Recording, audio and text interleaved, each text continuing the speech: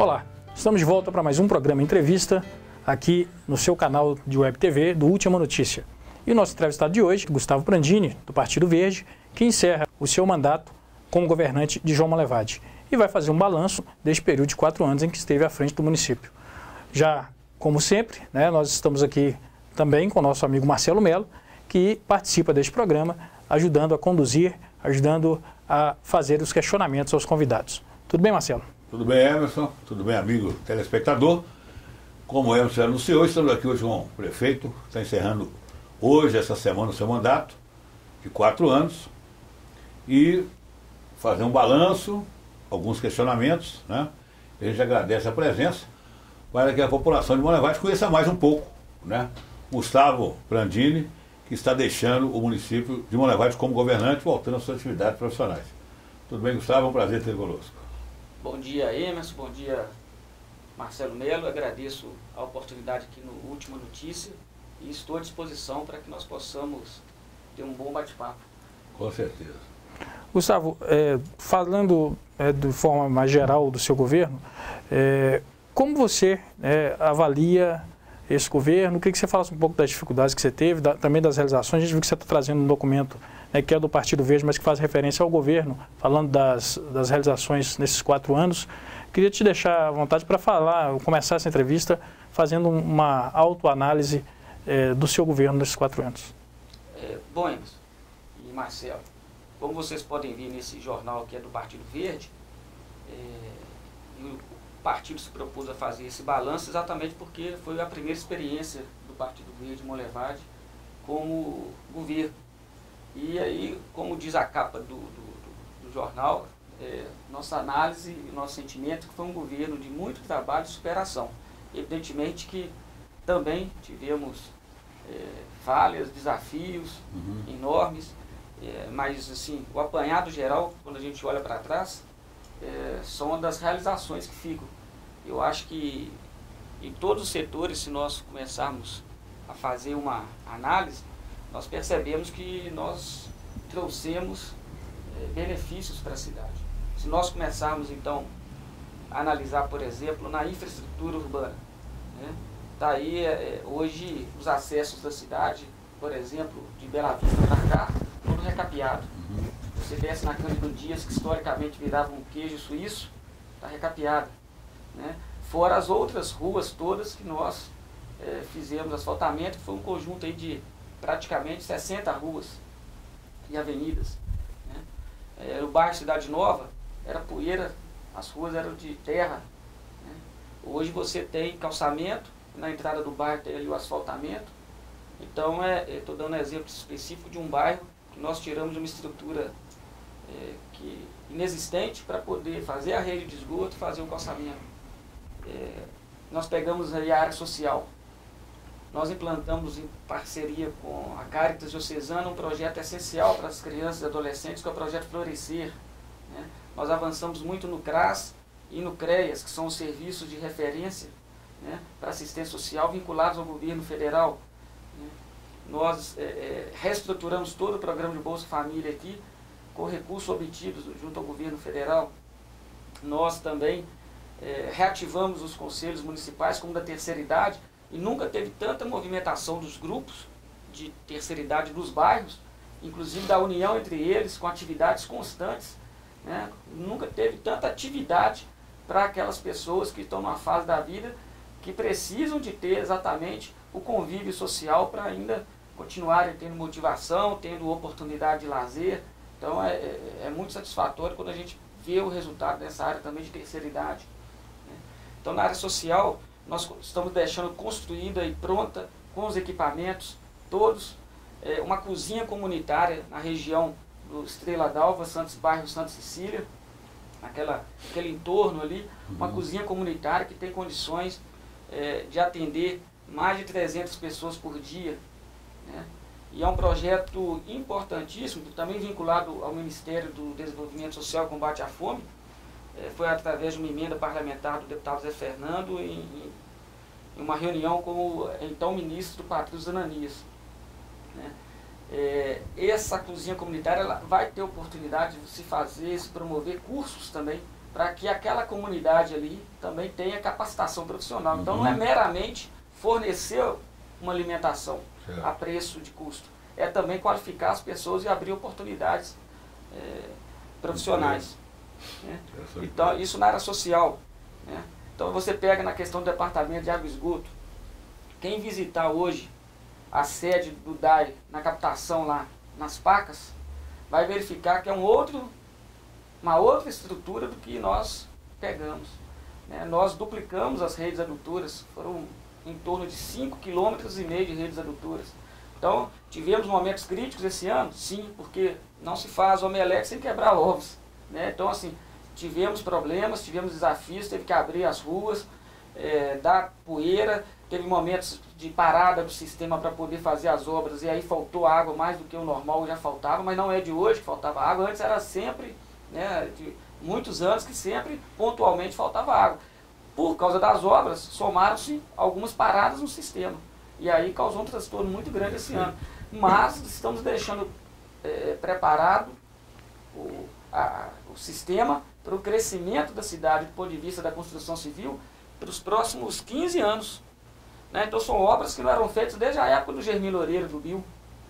Isso na questão do tratamento de água e esgoto. Sem contar que hoje, com os investimentos feitos no DAI, a água que chega às casas das pessoas não chega amarelada como se chegava há alguns anos atrás. E ela está aquela água turva, e ela está absolutamente dentro das normas técnicas da Vigilância Sanitária Nacional.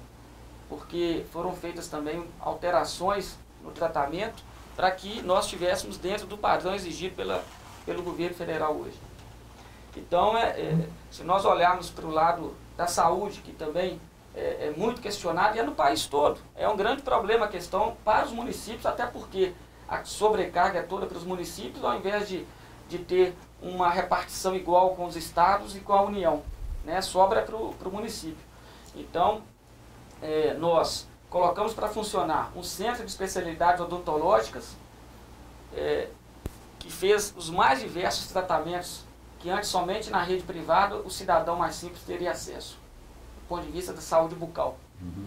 E às vezes as pessoas falam de saúde e esquecem da saúde bucal, que muitas vezes trata da autoestima da pessoa, né? É o sorriso aberto. As pessoas muitas vezes mais simples que não têm acesso a um tratamento têm às vezes a vergonha até de conversar, porque precisa de um tratamento, não faz, né? E ali agora com o tratamento de saúde bucal não é só do ponto de vista biológico, físico, mas também mexe na autoestima da pessoa. O pronto atendimento, a mudança do pronto atendimento foi algo que o nosso governo implantou. Fizemos mais investimentos que foram necessários naquele prédio da antiga rodoviária e nós é que colocamos para funcionar. Porque muitas vezes na área de saúde, o mais difícil não é conseguir a obra do ponto de vista físico. O mais caro na saúde é a manutenção. São os profissionais, os insumos, o funcionamento ininterrupto. E isso é o maior desafio na saúde. Por isso que muitas vezes os municípios reclamam da União, porque a União às vezes libera recursos para construir algo, mas não vem recurso depois para o custeio, que é o grande debate que se faz hoje, o custeio da máquina pública. Então, se nós verificarmos do ponto de vista ambiental, nós construímos, e isso também é saúde pública, a primeira estação de tratamento de esgoto da cidade. Isso é um marco para a gente, é um marco para a cidade, né? Não tem volta, a partir de agora a cidade vai ter que tratar dessa questão, vai vir aí a segunda estação de tratamento de esgoto, que é a de Carneirinhos, nós estamos deixando garantidos os recursos, são 13 milhões de reais garantidos junto ao governo federal para essa obra, ela já está pronta para ser licitada, o projeto foi aprovado, né? Então, se nós avaliarmos na área de esporte, né, nós valorizamos de fato o esporte, tivemos muitas conquistas, né? O nosso futebol feminino de salão foi campeão mineiro. Nós trouxemos etapas do Geng todos os anos. Uma das etapas foi em Monlevade. Movimenta a cidade, estimula os alunos, recebendo aqui mais de 3 mil alunos de diversos municípios mineiros. Na área de cultura, que também é um grande debate, você muito ligado à área de cultura. Hoje a Casa de Cultura tem, a fundação tem uma sede própria. Quanto tempo ela viveu de aluguel? 1 hora na Praça, já foi na Praça 7, depois estava lá na Areia Preta, né? Agora tem uma sede própria. Isso é uma conquista. para o meio cultural. Além disso, nós dobramos o ICMS cultural. É muita coisa que foi feita, um conjunto de ações que o Estado reconheceu e fez uma pontuação nossa diferenciada do que vinha acontecendo. Né? Aí nós resgatamos aí o carnaval da cidade, fazendo o pré-folia uma semana antes, respeitando que não é uma vocação da cidade, como é de Alvinópolis, São Domingos do Prata, mas também dando oportunidade para que aqueles que são os molevadenses que não têm condições de viajar. E quem compareceu, também, né? Quem compareceu no pré-folia viu o ambiente respeitoso, sem nenhuma ocorrência policial. Então, assim, foi uma festa que merece ser continuada para que vire tradição. Carnaval é na região, mas o pré-carnaval sempre na cidade. É uma chamada diferente. É uma chamada diferente, exatamente. Você pega aí, voltamos com os concursos literários, etc. Então, assim, é muita realização se nós olharmos na Fundação Crescer. Né? Estamos também, como lá no Tanquinho, foi entregue uma nova unidade da Fundação Crescer, naquela região que precisava. Então a Fundação Crescer se movimentou, atende um número maior de pessoas, as parcerias nossas com as entidades. Quantas entidades essenciais que prestam serviços e benefícios à população que não tinham acesso a recursos públicos. Nós fizemos diversos convênios e essas entidades passaram a aumentar a capacidade de atendimento à população. A PASMON, Associação por Amor, são entidades respeitadas na cidade que fizeram parcerias inéditas com o poder público. Né? Então, essa parceria com os movimentos sociais foi muito importante também. Gustavo, é muita coisa, mas nós vamos falando depois do programa. Pode vir. E a gente dá muita liberdade, assim, a gente como militante da imprensa há 4, 5 anos, o Hermes também, que inclusive trabalhou 3 anos ligado ao seu governo, houve, lógico, todo governo tem erros e acertos. Você fez um balanço rápido de vários setores, né, de vários segmentos do governo, saúde, educação. A gente sabe que foram feitas muitas coisas. Eu queria pegar do princípio, né, como dizer, do gênese do seu governo. Você veio com a cabeça diferenciada, já tinha sido não vitorioso nas urnas, mas teve uma votação, um dos mais votados para vereador em 2004, não levou por causa da legenda. Depois deputado federal, uma votação muito expressiva. E em 2008 você foi se elegeu prefeito. E tinha todo aquele apoio, uma cabeça nova, uma mente nova, né? uma juventude para resgatar a Molevade. Tanto que eu me lembro, eu não fui seu eleitor, na época eu votei no Railton, mas eu lembro que muitos eleitores da época do Mauri, né, do grupo de Mauri, votaram em você, até falaram, quero mudança para o Molevade, eu vou votar no Gustavo. E a gente sentiu no primeiro instante do seu governo, já de início, algumas questões que eu até falo, eu acho que eu até comentei aqui, não sei se foi com o Fabrício, eu acho que foi com o Fabrício no nosso primeiro programa. Aqui foi no programa com o Fabrício. Que eu acho que a crise do seu governo, vamos dizer assim, ela foi mais política do que administrativa. Então logo no início você perdeu alguns aliados que estiveram com você durante o mandato, né? Até citou o negócio dos blogueiros, né? Que surgiram, e de repente a gente começou a sentir que essas pessoas foram sair do governo, e não só sair do governo, como começaram a virar oposição ao seu governo. Não vamos citar nome aqui, que não importa, agora não interessa, né? Não é... Então eu queria ver, o que você... E outra coisa, né? Falava assim, Gustavo não gosta de ouvir. Gustavo é muito egocêntrico, uma palavra que a gente ouvia muito, gente que atuou com você. Então eu gostaria que você explicasse, assim, no processo político, né? O que você considera que... Não vamos falar nos prós depois, obviamente, mas dos contra. O que pode ter levado a essa crise política? O que realmente aconteceu com essas pessoas que estiveram com você logo no início do governo, deixaram o barco ou foram demitidos, e aí criou-se um processo de ex-aliados atuais opositores. Eu gostaria de ouvir esse perfil. Ô Marcelo, de fato, se nós verificarmos a trajetória em geral, dos políticos, você tem um governo que, do jeito que começa e do jeito que termina. E aí eu penso que talvez tenha sido dado um enfoque muito grande por parte da oposição nessas questões, e aí faz parte do jogo político, digamos assim, né, dá um enfoque muito grande a isso, mas se nós olharmos para qualquer governo, normalmente você pegar até o governo federal, no primeiro ano de governo já tinha mudado 4, 5 ministros. Pois é, mas essas pessoas virarem seus opositores. Então, assim, sem citar nome, mas se nós olharmos de maneira geral, do ponto de vista de algumas pessoas que nós podemos contar nos dedos, que viraram, do ponto de vista, uma oposição mais ferrenha, que estiveram conosco na eleição e poucos meses depois passaram a ser oposição via internet, coisa desse tipo. Blogs foram criados. Então, se nós olharmos o conjunto dessas situações, nós verificamos o seguinte: não é porque eu fui eleito com o apoio dessas pessoas que nós tenhamos que conceder benefícios ou situações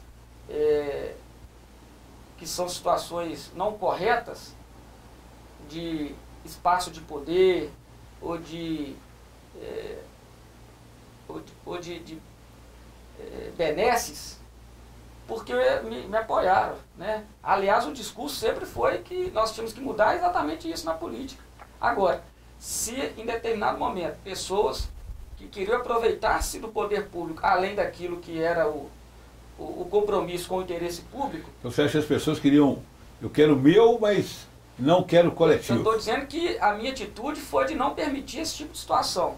Se, por causa disso, se tornaram ferrenhas opositoras a mim, eu tenho que respeitar. Agora, eu penso que eu defendi o interesse público na hora que eu não dei o espaço que algumas pessoas gostariam tanto, e sabe-se lá para quê. Certo? Então, o que eu penso é que se nós avaliarmos hoje o conjunto daqueles que estiveram comigo e que ainda estão, a esses que estão comigo que cabe perguntar se eu ouço, se eu não ouço.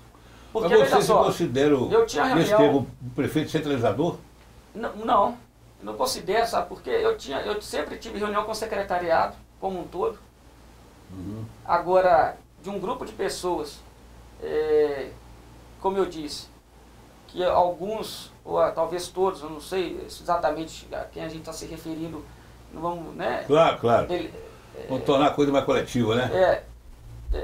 Se participaram ou não do secretariado, ou não participaram, são questões particulares. Agora, o meu secretariado sempre participou comigo de reuniões, fiz algo inédito, que os vereadores participaram até quando havia um ambiente propício. Eu tinha reunião semanal com os vereadores, onde a gente discutia os projetos, né?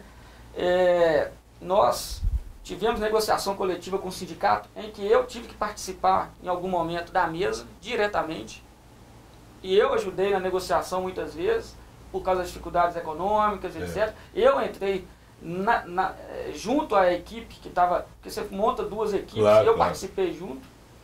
Então, eu acho que essa pergunta de centralizar ou não deve ser feita a quem está comigo hoje, a quem participou do governo como um todo e que acompanhou essa trajetória para saber. Tanto que, eu vou dar um exemplo, na área de trânsito, eu tive um assessor que começou conosco, que eu falei, olha, eu não entendo de trânsito, eu quero que você me apresente as soluções, né? Eu quero que você me traga os projetos. Só que tudo tem um tempo. À medida que esses projetos não se concretizaram, e a população cobrando da gente, nós tivemos que fazer mudanças, né? E fizemos mais de uma. Até que hoje nós temos o Juvenal no trânsito. E que, por falta de recursos, não estamos fazendo tudo que gostaríamos, mas fizemos algo, né? De sinalização foi feita, vertical, a linha azul, né? Não solucionou porque lógico, fluxo de carros, né? Fluxo de veículos. Hoje nós vivemos uma situação que, graças a Deus, mudou muito o país, que todo cidadão tem condição de comprar, quase todo cidadão. A gente está comentando hoje, né? O problema é que todo mundo compra carro, mas não tem estrada, não tem rua, não tem acesso. Inclusive, dentro desse negócio do trânsito, vou passar por essa bola ali, só para pegar deixa, né? O que a gente nota é o seguinte: eu sempre falei isso nas minhas escritas, né? Tanto no blog quanto no site, a gente sempre fala isso nos jornais, na mídia impressa. O prefeito de Monlevade, qualquer um que seja, o Teófilo está assumindo agora, você assumiu 4 anos, o Carlos Moreira ficou 8, uma medida que tinha que ser tomada, e eu acho que tem que ser 2 medidas para trânsito, né? Sou leigo também no assunto, sou ignorante, mas o Zé Jame devia ter tomado, até me desculpe, Zé Jame, pessoa que eu gosto muito, mas depois de 12, 14 anos como desde a época do Laércio, que ele entrou, depois Bill, Carlos Moreira, você, ele vem apresentar um projeto agora, né? Então, sem nexo. Desculpa, o Zé Jaime, gosto muito dele, respeito muito o seu trabalho, mas sem nexo. Isso você está falando porque ele publicou num jornal uma matéria dizendo que tem solução. Tem solução, só que não deu solução e ficou 14 anos. Mas, por exemplo, o prefeito tem que chegar e falar assim, desculpa o tempo que eu vou usar, o prefeito tem que ser macho, ele tem que tomar uma medida radical. Primeiro dia, Antônio Gonçalves, quando foi prefeito que no segundo mandato, 79, 80, ele fechou corrente, colocou corrente, já pensava naquela época. Fechar um trecho. É proibir o estacionamento no Salvarenga, radicalmente, para subindo, porque está subindo, e colocar 45 graus na Getúlio Vargas na área comercial. Por quê? O que emperra o trânsito Getúlio Vargas, principalmente, é o tal da baliza, né? Porque o cara está chegando, vai entrar, 45 graus de um lado, só é óbvio que... E o Salvarenga, aí vem o CDL, que não pode, que vai atrapalhar o governo. Como? Você já viu o carro estacionar Afonso Pena em Belo Horizonte, na Avenida Rio Branco de Fora, na Amazonas de Belo Horizonte? Você não vê. Agora ele levada a CDL, fala que não pode por quê? Entendeu? Essa é a minha opinião. Então, quer dizer, eu acho que tem que ter uma mudança radical, que ela vai incomodar durante 2 meses, depois aquele negócio, aquela velha ditado velho, é melhor você ficar vermelho uma vez do que amarelo o resto da vida. Então essas medidas, não estou falando de você, estou falando de todos esses prefeitos, tinham que ter tomado alguma coisa mais radical. Porque o problema é caótico, todo mundo está comprando carro, né? E não tem via, não tem estrada para isso. Eu penso que o ponto mais crítico da cidade, não tem dúvida, é o miolo ali, Getúlio Vargas, com o Salvarenga, e algo precisa ser feito, né? Qual a melhor opção? Acho que é preciso ter esse estudo, né? Plano A, B, C, ver o que... E aí, evidentemente, qualquer medida vai agradar a maioria, se resolver o problema do trânsito e vai ter pontualmente alguém que não fique satisfeito. Eu acho que o caminho é esse. Agora tem que pensar tecnicamente também. Agora, prefeito, na verdade a gente percebe que as ideias elas surgem quando no momento de propostas e acabam se formando planos de governo. Dificilmente um prefeito cumpre 100% do programa de governo dele, obviamente, faz coisas que não estavam no programa de governo, mas até dentro disso que o Marcelo está falando, a grande dificuldade para implementar é, às vezes, a resistência de setores da sociedade, quando você tem até uma solução que, né, por exemplo, essa ideia de fechar a avenida, o estacionamento, pode ser, se fizer uma pesquisa aí, pública, possivelmente a população vai aprovar isso. Mas aí, como é que é isso de... Esse também é um problema, dosar isso com esses setores organizados que às vezes se posicionam?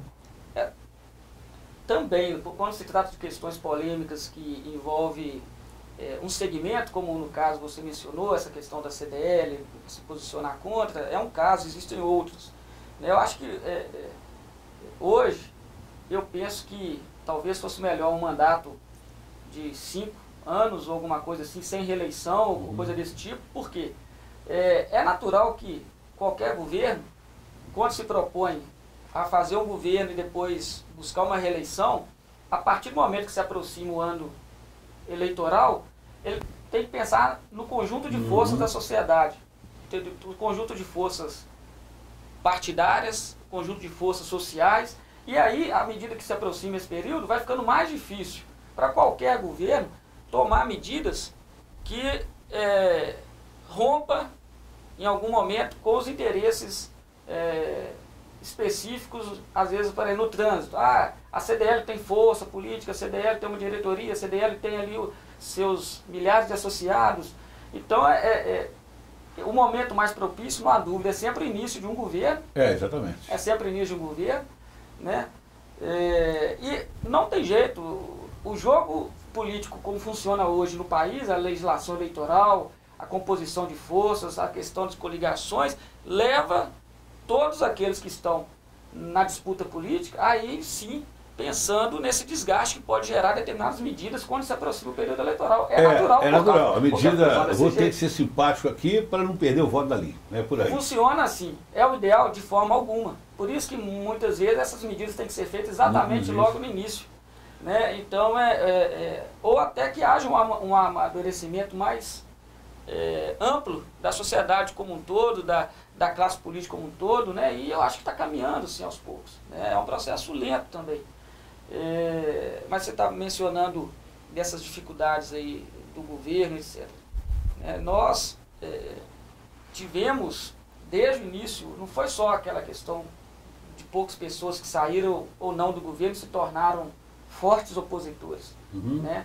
E se você olhar esses blogs, você vê exatamente uma característica muito pessoal de crítica do que de análise do conjunto da gestão, enfim, e um enfrentamento muito mais pontual do que algo que se discuta realmente as políticas públicas da cidade. Então, existiram outros fatores nas nossas dificuldades aí, do ponto de vista econômico. Eu acho que as pessoas não têm a dimensão. Você falou do plano de governo. O nosso plano de governo foi feito ali em julho, agosto de 2008, antes da... foi preparado antes para ser distribuído durante a campanha. As pessoas falam assim, o plano de governo não foi cumprido. Como você mencionou, muito do que foi feito não está no plano de governo, são coisas que surgiram posteriormente. Muito também foi feito. Agora, ficou por fazer obras que estavam até como destaque ali, ficou. Por quê? Se nós avaliarmos o conjunto dos 4 anos nossos, qual seria a nossa receita prevista em 2008? Monlevade era para estar atingindo hoje 200 milhões de receita, por conta de uma duplicação da Celor que estava anunciada mundialmente, dada como certa e em andamento. Isso tudo mudou o quadro, porque mudou o cenário político, o cenário econômico mundial e afetou Monlevade. Não afetou a mineração, como Itabira, São Gonçalo, porque a gente costuma dizer que a mineração vai bem e a siderurgia vai mal. Em alguns setores, isso não é só Monlevade. Então, o conjunto de se pegar aquelas principais obras que estão no plano de governo que ficaram a ser feitas, dão ali em torno de um custo de 20 milhões de reais. Todas elas. Só que nós tivemos uma queda, não uma queda, mas uma não realização do que estava previsto de receita, que no somar dos 4 anos dá mais de 50 milhões. Então, quer dizer, pela perspectiva que existia real no momento que nós fizemos o plano de governo, Monlevade teria recursos para fazer todas aquelas obras e ainda sobraria dinheiro em caixa. Só que isso não se concretizou. Não, mas é lógico, né? Eu vou dar minha opinião aqui, a gente está no estúdio, praticamente ao vivo aqui, nada aqui é cortado. Mantenha-se a liberdade de expressão, né? A gente está aqui para conversar. Mas, por exemplo, no plano de governo de vocês, né? O Hermes, inclusive, fez parte como coordenador de sua campanha vitoriosa em 2008. Teleférico, restaurante panorâmico, essas coisas, vocês acreditavam que seria possível executar obras como aquelas que estavam no seu programa de governo? Veja só, plenamente possível do ponto de vista do conjunto da proposta para o Parque do Areião.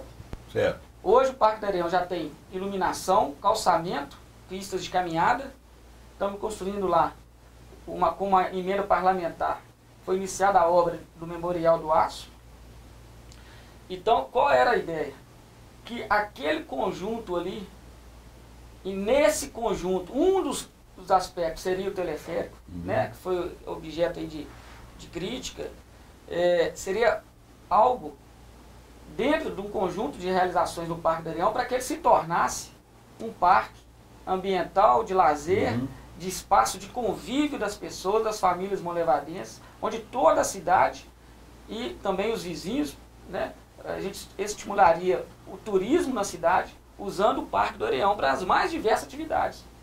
Está prevista quadras de peteca, campinho de futebol pequeno. Então, assim, é um conjunto de espaços de lazer, esporte, turismo ambiental, e isso não custaria mais do que 10 milhões de reais esse investimento completo. Se essa dotação orçamentária não caísse tanto, exatamente, seria possível? Possível, é aquilo que eu estou dizendo. Vocês não fizeram aqui programa com utopia, vocês não, por quê? Qual que era a previsão? Em 2008, quando nós estávamos discutindo o plano de governo, no meio de 2008, a previsão era que Monlevade atingiria mais de 200 milhões de arrecadação nos próximos anos. Nós estamos, este ano, 2012, a arrecadação de Monlevade está fechando igual a do ano passado, de 2011. Só vai ser um pouquinho maior, na verdade, por conta de uma receita que não estava prevista, que foi mérito do nosso governo, que foi a recuperação de uma diferença de IPTU que a Celor pagava a menos, e nós identificamos essa diferença, e não tinha como cobrar os 10, 15, 20 anos para trás. A legislação permite que se cobre os últimos 5 anos, e nós cobramos da Celor essa diferença que ela pagava a menos, e aí isso veio para o caixa este ano. Então foi uma receita que não estava prevista. Daquilo que é normalmente previsto, que é todo mês vem o FPM, o ICMS, o ISS, a receita deste ano está igual à do ano passado. Ou seja, do ponto de vista orçamentário, isso é... Qual orçamento para 2013 agora? 151 milhões. Sendo que já era para estar em mais de 200. Então, se você pegar em um ano só uma diferença de 40 milhões, dá para fazer tudo que era planejado no Parque do Areião e ainda fazer as outras obras. Então, assim, é isso que é um debate sério que eu me proponho a fazer, quando as pessoas querem questionar. A questão não é o teleférico, não é, o centro esportivo no bairro Sion, não é isso que está sendo discutido, como se fosse algo que não foi realizado porque era utópico. Pelo contrário, Monlevade, naquele momento, a nossa perspectiva de crescimento econômico permitia que a gente sonhasse com o pé no chão naquela realidade futura. Infelizmente, a crise mundial, acho que sim, ela chegou no país como um todo de forma leve, mas algumas cidades foram mais atingidas. Monlevade é o caso delas. Né? É um azar nosso? Pode ser, mas assim, e me preocupa o que ainda vem por aí, porque mundialmente essa crise não está resolvida. Com certeza. O país já desacelerou o crescimento de 1% do PIB em 2012, né? A previsão inicial era 3,3,5, era 3,5, 3,3, 3,5, sendo que países como o Chile estão crescendo mais que o Brasil. Né? Então, assim, é algo que preocupa muito e afeta João Monlevade. Só que, infelizmente, na disputa local,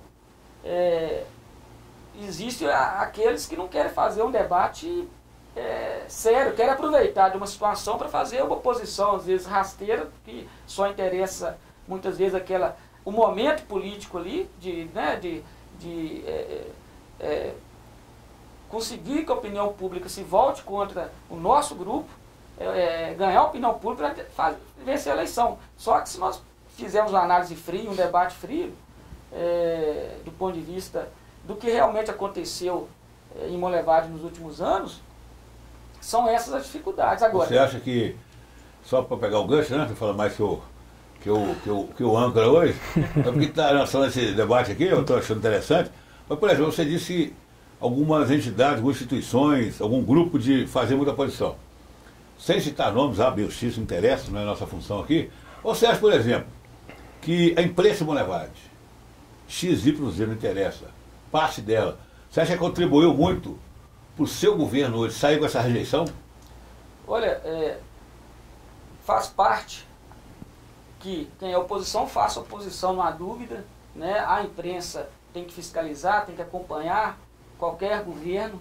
Agora, nós não podemos ser inocentes e também tentar esconder isso. E nós temos que ser claros e reconhecer que isso não é só em Monlevade, é no país todo. As rádios são concessões públicas. E elas foram historicamente entregues a políticos. Então, como que uma rádio é isenta se ela pertence a um grupo político? Tá certo?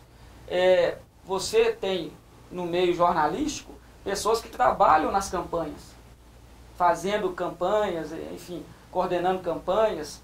Então, como que o veículo de comunicação ele é isento se os proprietários são vinculados... Não é empresa imparcial, sempre falei. Exatamente. Imparcialidade não existe. Agora, existe ética, eu acho que tem que haver ética. Isso Agora, imparcialidade não. Eu não estou dizendo, não estou debitando aos outros o conjunto, né, da avaliação ou não. Por que essa rejeição popular hoje é grande? Você acha baseado em quê? Foram diversas falhas nossas também.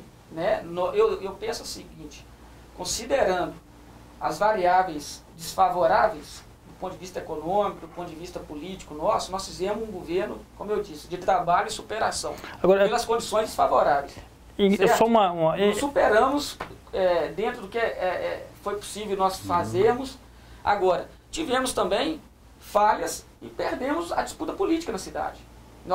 Como eu falo que nós perdemos a disputa política? Essa disputa da opinião pública. Né? Agora, comunicação é algo que a gente faz o tempo inteiro. né? É a vida. Mas existe algo hoje que chama comunicação de massa, né? Que os meios de comunicação de massa, que é para você atingir de uma só vez 5, 10, 15, 20 mil pessoas aqui em João Molevade, elas estão o tempo inteiro, na minha opinião, dentro de um projeto que era um projeto diferente do nosso. Então, por isso a dificuldade de acesso, ou a dificuldade de se levar uma informação isenta. Então, a dificuldade nossa era levar ao conjunto da população essas nossas realizações, esse lado positivo do governo. Por quê?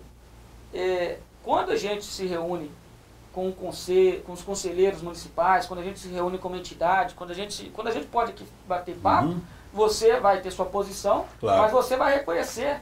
Agora, para mim conversar com você e com os outros 75 mil habitantes, então quer dizer, eu vou passar uma vida inteira conversando um por um.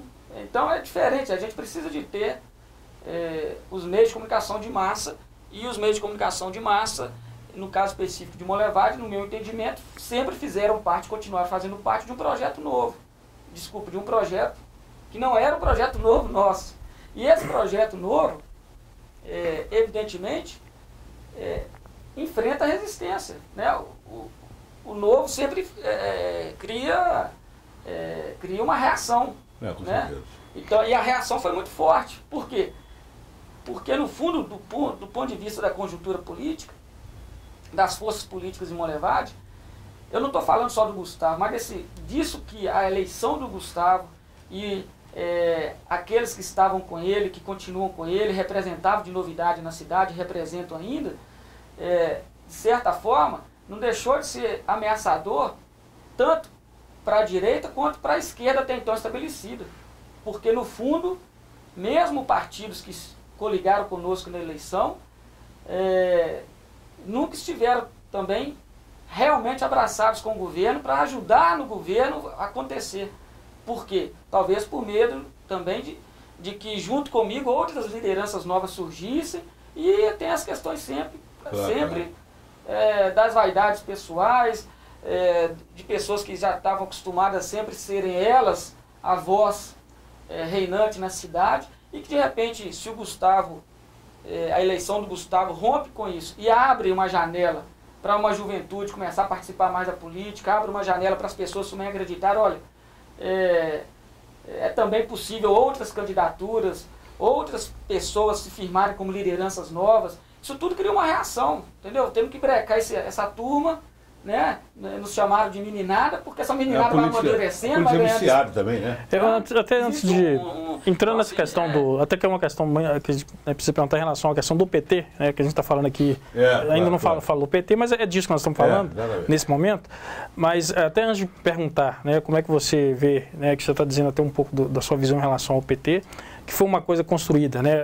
Até Molevade, a política de Molevade tem umas coisas muito diferentes do resto. Atípica, mesmo. O Bachieri, que é o vice, que é do PT, continua, o partido declarou fora, lançou candidato agora e etc. Antes de entrar mais nessa coisa que é bem emblemática, só também dessas questões do que foi o impacto negativo para o andamento do governo.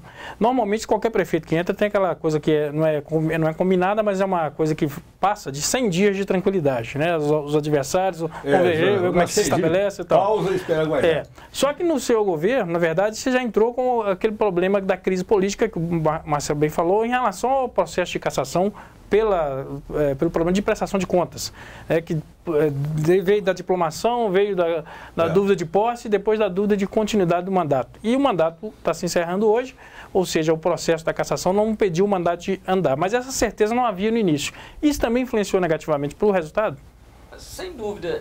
Nosso governo, como eu disse, entrou o tempo inteiro já sendo bombardeado de que não queriam nem que a gente tomasse posse, né? Era um governo que a oposição se articulou para tentar evitar até a posse. Então, quer dizer, o início de governo, aquela iminência do processo está em andamento. Então, assim, havia também um sentimento de vamos realizá-lo desde o início, tomar ações importantes desde o início e que impactaram também o orçamento, não há dúvida. Então, houve um conjunto de variáveis políticas, econômicas, né, que nós não conseguimos ter a completa tranquilidade, talvez, ponderação, de saber lidar com isso tudo naqueles momentos históricos. Mas isso é uma caminhada, é algo novo que surgiu mesmo. Enfim, é fácil olhar para trás e dizer, olha, erramos ali, ou falhamos politicamente lá ou aqui. Né? Agora, no momento que as coisas estão sendo vivenciadas, você toma as decisões de acordo com o que você acredita, né? Pensando sempre no interesse público que nos pautou, e evidentemente que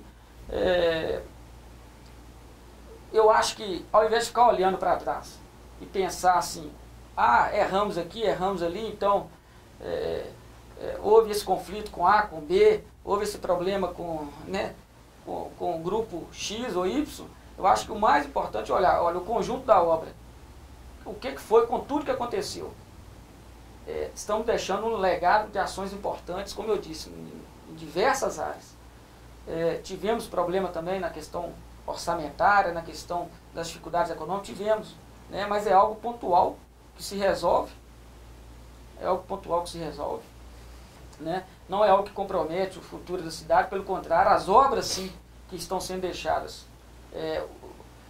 que favorecem o futuro da cidade. Se você pegar a administração pública, vai lá no DVO, as réplicas cavadeiras que nós estamos deixando, os caminhões, os veículos, ou seja, tudo que for feito na cidade do ponto de vista com recurso próprio, com os bens próprios, os equipamentos próprios, são equipamentos que nós compramos. Há 20, 30 anos que não se comprava esses equipamentos. Não, a gente sabe, muita coisa estava deteriorada, né? Então, assim, do ponto de vista desse conjunto de realizações que eu acho que nós temos que pensar para frente, e mesmo politicamente, a minha opinião hoje, eu não guardo mágoa, rancor, e eu penso que nós temos que olhar para frente. Mas dentro desse conjunto de obras, e o Hermes concluiu agora com a sua possibilidade apenas de mandato, e você acabou que, até no dia da posse, havia uma rejeição do seu nome, uma porque a diferença foi muito pouca, né? 500 votos. Então não somou, né, os votos válidos, mais de 50%. Mas desse conjunto todo, de contras, desde o início do seu mandato, o que mais pesou na sua opinião? Foi a crise política? Foi a possibilidade de perda de mandato? Foi a queda na receita que estava prevista? O rompimento do PT? O rompimento do PT, que nós vamos falar um pouquinho daqui à frente dele. É difícil pensar exatamente uma única questão como a mais difícil, porque costumo dizer assim, tem um ditado que diz, na mesa que falta pão, todo mundo briga e ninguém tem razão. Então, se nós pensássemos que Molevade tivesse um cenário diferente, de uma arrecadação cada vez maior e forte, como vinha crescendo antes, e não tivesse vivenciando a siderurgia, o que está vivenciando no país como um todo, e Molevade tivesse aquela receita que nós mencionamos, então isso já amenizaria muito, porque quando o cobertor é curto, aí você pensa numa obra importante, depois você pensa ali na negociação sindical, aí vem os interesses todos da disputa política. Então, quer dizer, nós fomos tentando nos acertar com o que a gente tinha, né? E então esse é um fator, acho que é essencial, que se fosse uma realidade econômica diferente, muitas das tensões criadas não ocorreriam, né? Porque você fazer demissões todos os anos, isso desgasta, né? Você não poder dar o reajuste ou ou você não poder dar uma resposta rápida a uma região que foi afetada numa chuva, ou porque você não tem recurso próprio, você tem que depender de liberação do governo federal. Aí você veja, nós conseguimos aprovar no governo federal um projeto para poder recuperar a estrada do Jacuí. Mas chegou agora, tem um ano. É culpa nossa? Não, porque o projeto, o governo federal é moroso, né? Mas veio o recurso está em caixa. 525 mil já estão em caixa. Aquele problema da contorno na Vila Tem, na Rua 7. Agora, se nós tivéssemos recursos próprios e não fizéssemos, é diferente. Agora, nós não tínhamos recursos próprios para ser feito com a urgência que merecia. Então é um conjunto de... Isso incomoda, e a população está certa de cobrar. Mas nós não tínhamos como fazer com recursos próprios, aquela obra do Jacuí. Então, como eu disse, se fosse um cenário econômico, isso ficava... Fácil até. Você respondia rápido. Agora, do ponto de vista, além dessa questão econômica, né, a questão política.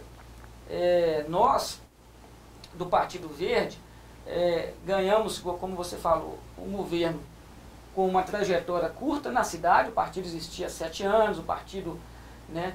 Então, assim, nós também não tínhamos quadros suficientes do Partido Verde, né? Pessoas com experiência, pessoas com know-how de poder público, de política partidária, com vivência da política partidária, para somar no governo desde o início.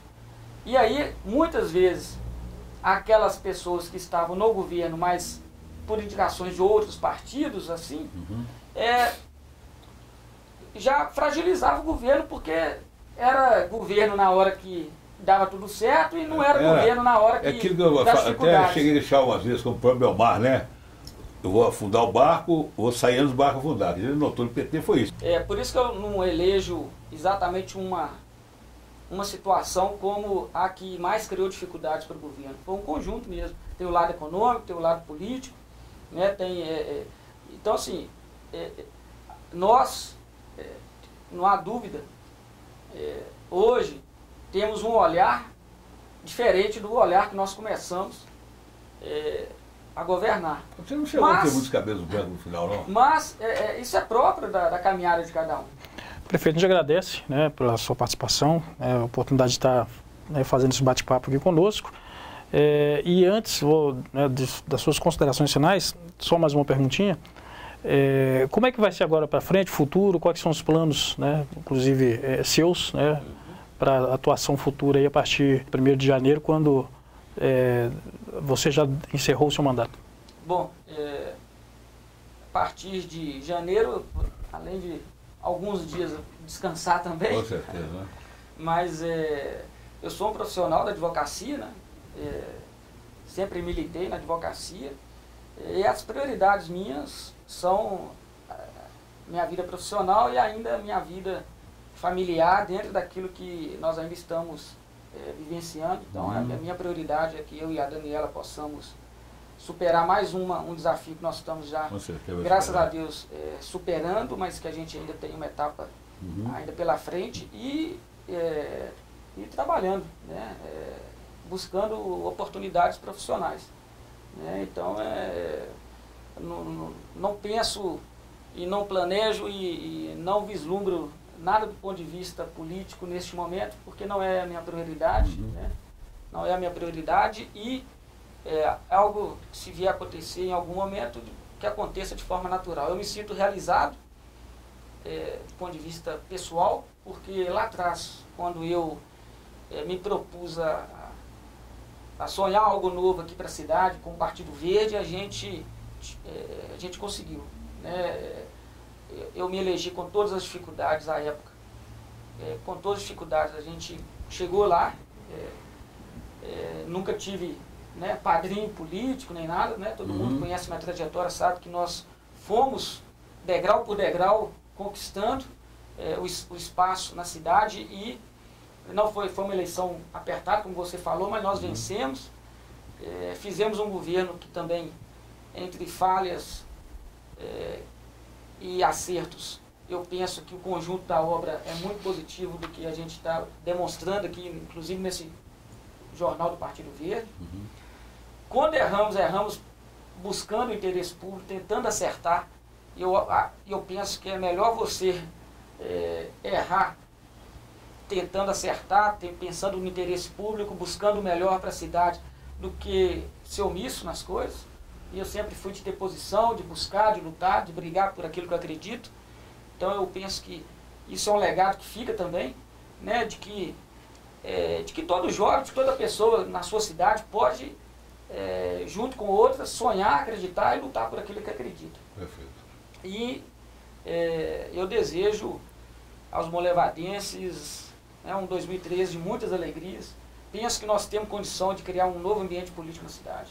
Eu acho que essa experiência do meu governo também, com as forças opositoras e, como nós mencionamos aqui já, essa questão da imprensa, que está muito próxima a grupos políticos, e tudo isso que aconteceu de muito conflito político na cidade, isso não foi bom para a gente, não foi bom para o governo, não foi bom para a cidade, também não foi bom para ninguém, né? Então eu penso que, e não foi do nosso querer, simplesmente nós também tínhamos que agir em cima daquilo que agiam contra a gente, né? Então eu penso que é necessário, eu defendo e eu busco agir assim, que a gente crie um novo ambiente político na cidade que favoreça a cidade. Eu acho que nós temos que pensar para frente, pensar para aquilo que a cidade precisa de resgatar no contexto do Médio de Piracicaba, porque pelas dificuldades econômicas enfrentadas, Monlevade vem tendo um papel que já foi melhor antes, e aí nós temos que pensar alternativas para isso, porque essa questão econômica da siderurgia está embaixo, a gente não sabe quanto tempo que isso vai durar ou não, se essa crise econômica vai afetar mais ainda ou não, essa crise econômica mundial. Então, assim, é preciso a gente buscar alternativas para resgatar a cidade e que ela não seja dependente exclusivamente da siderurgia. Eu acho que esse é um desafio imenso e que todas as forças políticas têm que pensar junto nesse sentido. Com certeza. Então, assim, eu acho que não nos pautarmos pelas pequenas disputas e nos pautarmos daqui para frente todos, né, pelas disputas interesse de Monlevade, né? Com os interesses maiores da cidade. Eu acho que essa é uma mensagem que tem que ser pensada e refletida e colocada em prática por todos nós, né? Esse sempre foi um princípio nosso. A gente acha que Monlevade tem condição para isso. No mais, eu agradeço aí o apoio, né, a sinceridade de cada cidadão que sempre nos acompanhou o nosso trabalho. Agradeço imensamente os funcionários públicos efetivos que continuam sua trajetória dentro da administração e que nos ajudaram tanto, né? E agradecemos também aqueles que estiveram conosco até o último momento, acompanhando, que fizeram parte, outros saíram por outros projetos, mas todos aqueles que colaboraram nesses 4 anos são merecedores também do nosso respeito, né, do nosso agradecimento, porque, como eu disse, um desafio hoje para todos os prefeitos é muito grande, no país todo. A maior sobrecarga dos problemas é do município e não do Estado e da União, né? Então, assim, isso fica sempre a cargo de uma equipe imensa, né? Então a gente agradece a todos, né, e agradece também aqui a oportunidade de estar com vocês. Um prazer foi nosso. Que a gente poderia falar em mais 1, 2 horas. Agora estou vendo o relógio do Gustavo aqui, 1 hora mesmo. Gustavo, muito obrigado. Muito obrigado a vocês pela oportunidade. Obrigado, Emerson. E só lembrando, né, aos nossos telespectadores, feliz 2013, muita saúde, muita paz. Que você e sua esposa vençam essa batalha que com certeza irão vencer. E que todos aí tenham um ano de muita paz, né? E que Monlevade continue a sua caminhada e nós possamos continuar o programa aqui, junto com o Emerson, que nos deu essa oportunidade, de levar um pouco de a imprensa televisada também para o nosso público local. Muito obrigado, feliz 2013 para o Gustavo, para o Luiz e para o Emerson. É isso aí, a gente, né, vai ficando por aqui. Também quero desejar, né, sinceras votos de felicidades, né, e de sucesso para todos em 2013. Realmente que nós possamos continuar também com o nosso programa, que realmente está sendo um prazer trabalhar ao lado do Marcelo Melo, receber as pessoas aqui, levar um pouco mais de informação. E a gente agradece, nós vamos ficando por aqui e até a próxima, se Deus quiser.